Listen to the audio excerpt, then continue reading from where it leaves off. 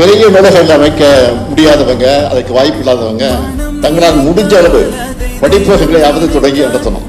என்னை பொறுத்த வரைக்கும் நான் திராவிட முன்னேற்ற கழகத்துடைய தலைவராக பொறுப்பேற்றதற்கு பிறகு எனக்கு யாரும் சால்வையோ கைத்திரி அடைகளை அனுப்பிக்க வேண்டாம். அதற்கு பதிலாக புத்தகங்களை வழங்குங்கள், நூல்களை வழங்குங்கள், அதை மற்ற நூல்நிலைகளுக்கு அனுப்பி வைத்து அது பயன்படக்கூடிய வகையில் அமையும் என்ற ஒரு கோரிக்கை வச்சேன். அந்த அடிப்படையில் இதுவரைக்கும் 2,75,000 புத்தகங்கள் இதுவரை என் கைக்கு வந்திருக்கிறது. அவற்றையெல்லாம் பல்வேறு நூலகங்களுக்கு நான் அனுப்பி வைத்திருக்கிறேன். நூலகத்தை சுற்றி பார்த்து கொண்டிருந்த போது அண்ணன் பா சிதம்பரத்துக்கு நான் சொன்னேன், இந்த நூல் நிலையத்திற்கு நானும் புத்தகம் அனுப்பி வைக்கிறேன் என்று சொன்னேன்.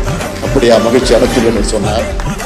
எனவே சென்னைக்கு நான் சென்றவுடன் முதல் வேளையாக இங்கு அமைந்திருக்கக்கூடிய நூலகத்திற்கு 1000 நூல்களை முதல் கட்டமாக, ஆக நான் தனிப்பட்ட முறை அனுப்பிப்பது என்பது வேறு, அரசின் மூலமாக என்ன செய்ய வேண்டுமோ அதையும் நான் உறுதியாக செய்வேன் என்ற நம்பிக்கை இந்த நேரத்தில் நான் தெரிவித்துக் எதிர்கால தலைமுறையின் கல்வியை கடந்து சமூகத்தை வரலாற்றை அறிந்து கொள்ள முற்போக்கு சிந்தனைகளை வலுப்பெற இத்தகைய நூலக படிப்பகம் தான் அடித்தளமாக அமையும்.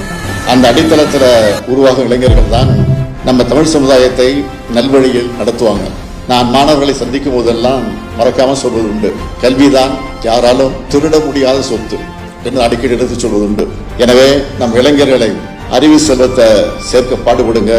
பொருட்செல்வம் நிச்சயம் உங்களை தேடி வரும்.